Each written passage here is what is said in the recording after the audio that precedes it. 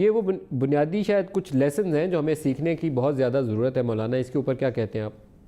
ایک تو ندیم بھائی، تبدیلی کی جو ابتدا ہے نا وہ اپنی ذات سے شروع ہوتی. ہماری جو شریعت پاک ہے وہ ڈائریکٹ مجھے خطاب کرتی ہے، اور میرا اللہ اپنے نبی سے فرماتا ہے امرت ان اکون اول من اسلم، کہ آپ ان سے کہیے کہ سب سے پہلے میں ہوں مسلمان، پہلا مسلمان میں ہوں. میں تمہیں اللہ کی مان کے دکھاؤں گا، پھر تم اس کے مطابق کرو. تو پہلی بات تو یہ ہے کہ یہ بات اپنی ذات سے شروع ہوتی ہے کہ معاشرے کے تمام مرد عورت بڑے چھوٹے اپنے آپ کو صرف ان 3 باتوں پر ہی لے آئیں. اور دوسری بات یہ ہے کہ یہ تبدیلی کے لیے بہت بڑی محنت کی ضرورت ہے. ایک تو ہر آدمی کو اپنی ذات سے، دوسرا والدین اپنی گود میں بچے کو سچ بولنا سکھائیں، دیانتداری سکھائیں، محبت سکھائیں. دوسرا ہمارے تعلیمی ادارے دینی ہوں یا دنیاوی ہوں وہ یہ درس دیں. اور تیسرا آپس میں ایک دوسرے کو اس کے لیے پیار محبت سے تیار کیا جائے.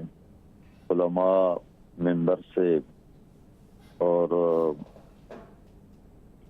یونیورسٹیز کالجز اپنے لیکچرز میں آپس میں سوسائٹی میں ایک دوسرے کو اس کے لیے تیار کیا جائے.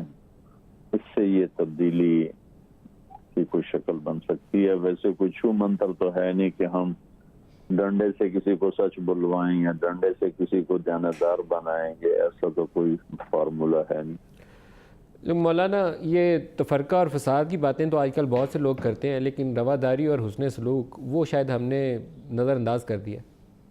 آپ کی رواداری سے مجھے حدیث پاک یاد آئی کہ جب نجران کے عیسائیوں کا وفد آیا تو آپ نے انہیں اپنی مسجد میں ٹھہرایا. سبحان اللہ. انہیں یہی نہیں کہا تم کافر ہو، تم مسجد میں نہیں آ سکتے ہو. انہیں اپنی مسجد میں ٹھہرایا. پھر انہوں نے اپنی نماز پڑھنے کا مطالبہ کیا کہ ہم نماز پڑھیں گے اپنے قبلہ کی طرف. تو آپ نے ان کے لیے مسجد میں جگہ بنوائی. ان کا قبلہ مسجد نبوی میں ہمارے قبلہ کے بالکل اپوزٹ ہے. مسجد نبوی میں مدینہ منورہ میں قبلہ جنوب کی طرف ہے، بیت المقدس شمال کی طرف ہے. تو عیسائیوں کا قبلہ، یہودیوں کا قبلہ بیت المقدس تھا. تو جتنے دن عیسائیوں کا وفد وہاں رہا وہ ان کی 2 نمازیں ہوتی تھی، تو وہ اپنی نماز مسجد نبوی میں